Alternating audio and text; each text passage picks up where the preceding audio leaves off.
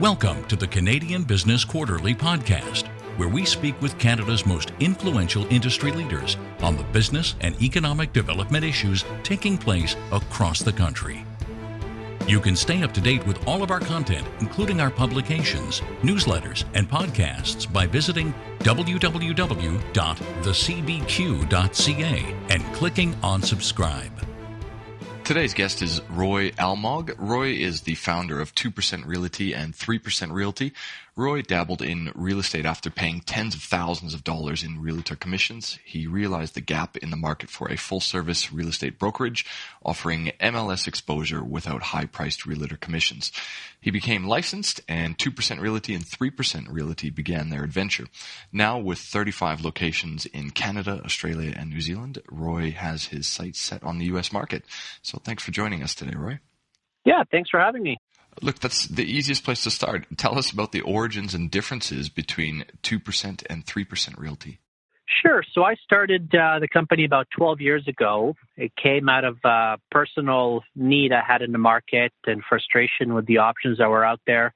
I was trying to sell a property, and we had the two kind of extremes in our market, where it was the for sale by owner, do it yourself. You paid a few $100s, they throw you up on the website and wish you the best of luck. On the other side of that spectrum were all the traditional, conventional real estate models that are out there, but they came with a bit of a higher commission. And I just didn't feel there was a value for the service, for the money that was being paid. And so at the time, I wasn't licensed. I was working in telecom. I had no real estate sort of, licensing or experience, but I knew there had to be a better way.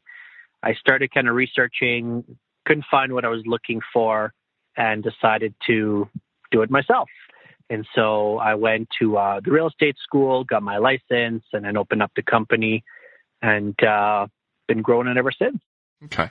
And so again, the difference between them, between one called 2% and 3%, does that mean much to consumers? The big difference is just the markets that they serve. We have them kind of split between Eastern Canada and Western Canada. So the two brands don't live in the same market. We don't have a 2% office across the street from a 3% office. It's segregated by province where there is no overlapping. And it's primarily to do with the average price points in certain markets. We know what our offices need to generate on average per transaction. In some markets, the average price point is a bit lower. In those markets, we have 3% Realty. So obviously, it's a little bit of a lower price point, but to make up for it in a little bit of a higher commission. And the other markets where 2% exists, the average price points are quite a bit higher. So we can afford to continue to do business because the average transaction price is a bit higher by having a starting price that's a bit higher. So for people that may generally be unfamiliar with this, what is the standard in real estate commission, and sort of, where do you see your business solving the existing problem in market? Sure. There's no set standard. There's no minimum or maximum. Realtors are all independent contractors. They're free to charge whatever they want. The markets that we serve, we do see a commonality. A lot of cases we come across where the commission that's being charged is between 4, 5 to 6%, depending on the market, and we're at 2 or 3. So it ends up being about half what some of the other rates are. The Real Estate Council and the Canadian Real Estate Association is very clear about not having a standard rate of commission, but we do see, repetition in some of the commissions that are being charged out there being between 4 to 6%. And so everything else is the same value. The offering is the same. It's really just a difference in price point. Exactly. We only have the one MLS system where 99% of the properties end up posted to realtor.ca. All the listings, once they get onto that site, look identical. It doesn't matter how much commission you pay. Doesn't matter which brand you're with. Realtor.ca is kind of the whitewash. Everybody ends up looking exactly the same. The rate of commission doesn't necessarily mean you get a fancier posting on MLS with yellow highlighted font. And so the exposure is identical. We still do all of the services that a realtor would do, from open house to coordinate all the showings, the paperwork. Everything is handled on our side. So it's not a do-it-yourself or a hybrid system of any kind. We're involved every step of the way from start to finish. Okay. And how have you grown the business, and how are clients coming across you in market? Sure. The big growth spurt we've seen is through franchising. So we decided that our model is doing extremely well in the local markets that we're operating in, and to grow it bigger and faster, franchising was definitely the way to go. We've been able to grow very quickly, and now we're serving pretty much right across Canada. The consumers are drawn to us mainly for the savings. We're finding a lot of people are still wanting a realtor involved in a transaction. It's not that they don't see the value in having a realtor on their side. The price that they pay that agent, that's the part they have issue with.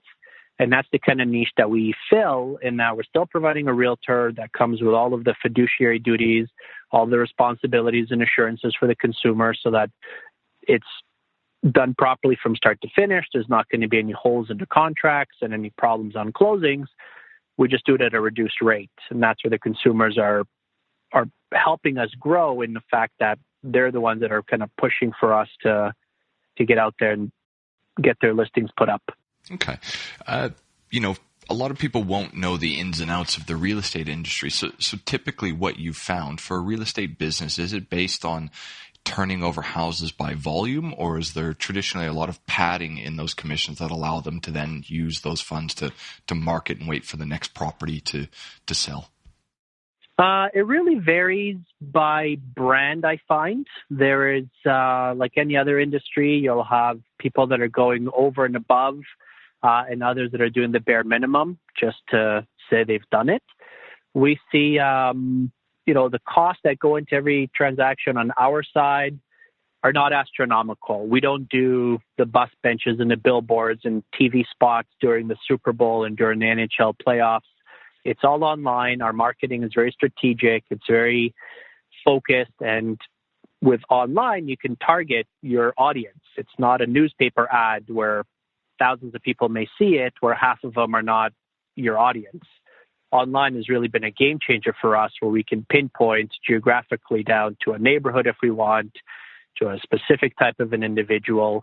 About 80% of our clientele tend to be first or second time buyers or sellers, so a bit of a younger demographic, between 28 to 44, and they're either buying or selling their first or second property.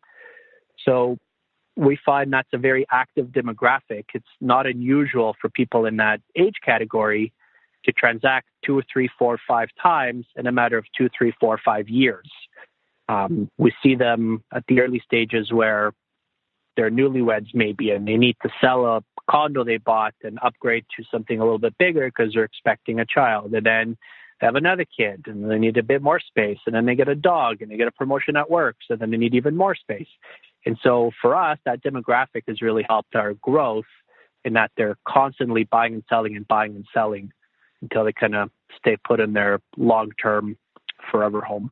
That's interesting. Is that a more recent change? Because that seems like, there's probably a lot of associated costs, not just the commission, but, other issues related to selling the house based on, which province that you're based in. So what other fees are sellers typically looking at outside of, reduced commission rates with your organization? The bigger fees are just to do with closing costs. So in most cases, you'll have a lawyer at the end of the transaction that'll discharge title and transfer the money. That's not a huge cost. Usually that's around $1,200 to $1,500 on average, some more, some less, but that's kind of the average. And then some sellers are hit with, if they're selling and they're canceling their mortgage prematurely, they'll get charged an early cancellation fee from their lender or bank. Those fees, we've had clients get quoted in the tens of thousands of dollars, depending on how much their mortgage is, how much time they have left, and how early they're terminating their fixed-term mortgage. With 37 franchises across Canada, that suggests to me that you're pretty much in every province and territory. What are some of the different issues taking place in real estate across the country at the moment? The real frustration comes from our lens, is that every province has its own local real estate council jurisdiction or real estate commission office. And they all do things differently. And they all have different rules to follow. They all have different nuances that go province to province or market to market. So every time we come to deploy a new market, it's not, well, we've already done this 33 times over. The 34th time should be a breeze. There's still a lot of local sort of hurdles to overcome where every province will have its own layer of rules and regulations and licensing requirements. And it just kind of slows things down a little bit when people are raring to go and you say, well, yeah, I want to do this. It's like, well, you need to adhere to all these rules and standards. It's not suggesting that there shouldn't be rules and standards. It'd be nice if there was rules and standards that apply to a national standard that's the same in every province, in every jurisdiction. But as it's such, every province has their own sort of rules surrounding licensing, carrying out business, etc. Are there particular areas of the country that are easier to do business in? Alberta is fairly easy. I'd say it's probably the easiest one, which is where we're headquartered and home office is here in Alberta. Other provinces, not that it's difficult, it's just different. So you're having to figure out the ins and outs of every piece of paper, and every time you fill out an offer to purchase, it's completely different than it was in the neighboring province. And so those little things are basically having to relearn everything all over again from scratch, regardless of how many years you've been practicing real estate in one province. You cross the line to another province, you're starting from scratch. Some of your franchisees, you mentioned to me originally, don't come from the real estate environment, and some do.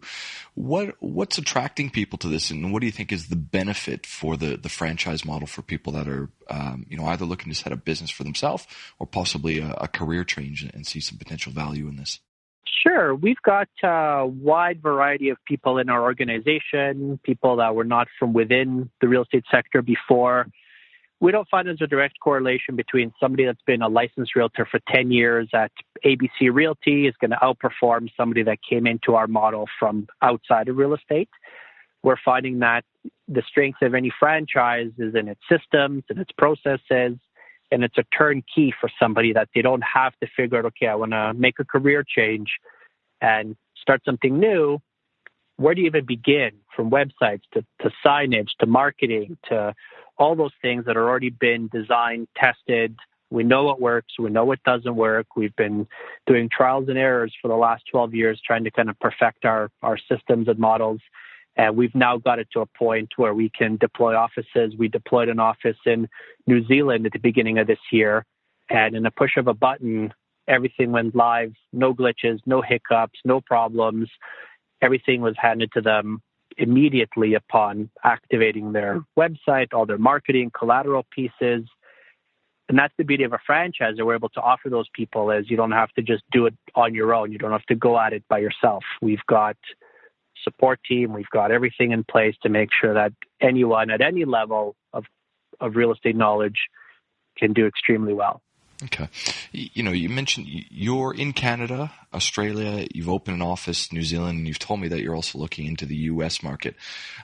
Yes. What are some of the global real estate trends that you're noticing? And obviously that gives you a fairly positive economic outlook on crossing into down south into the U.S.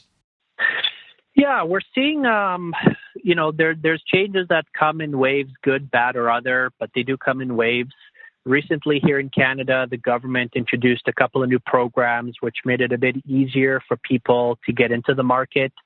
If you were self-employed, it was always a bit of a challenge to get qualified for a mortgage. Earlier this year, the government made some changes, made it a bit easier for people who are self-employed to get into the market. And so that spurred a lot of people that were always kind of, on the fence to qualify, do not qualify. All of a sudden they qualify, so they rush in. Other factors globally, which sometimes hurt the business, is governments will sometimes impose foreign buyers tax, which we noticed was the case in BC and Ontario. The markets, the government was trying to cool down the markets, and so they imposed a foreign buyers tax if you're not a local BC resident or a local Ontario resident or a local Canadian citizen. You were hit with all sorts of additional fees and charges for transacting in real estate. And so those things they come in waves. On the one hand, they make it easier for people who are self-employed. On the other hand, they're making it more difficult for outside money to flow in. And so it's always this back and forth. And I don't foresee that ever going away, where there's just going to be forever and ever from now good times to roll ahead. But I do know our business model tends to do really well in good times and in not so good times. So when times are good, markets are hot, people know their property is going to sell in a matter of hours or days, they feel like, well, I know my house is going to sell. I don't need to pay somebody $88,000 to do it. We'll hire these guys. So they call us, we help with the transaction, and business is done. Everybody's happy. On the flip side, when markets are down and slow and sluggish and people are upside down in the sense that the property values have gone down, they bought fairly high, they can't really get what they paid for the house anymore. They're trying to get out for the cheapest way possible without losing a ton of equity or having to subsidize out of pocket to cover any shortfalls. So we're their way out again, where now it's a matter of I can't afford to pay somebody. Even if I wanted to, I just don't have enough room on my mortgage to pay somebody that larger commission. How can I get my property sold with the MLS, with somebody to help me through this, but not pay those higher fees? And that's where we come in again. So we're not 100% recession proof, but it's pretty balanced in the sense that in good times or bad, our business model seems to excel. Excellent. Well, Roy, thanks for your time today. Yeah, I appreciate it. Thank you very much.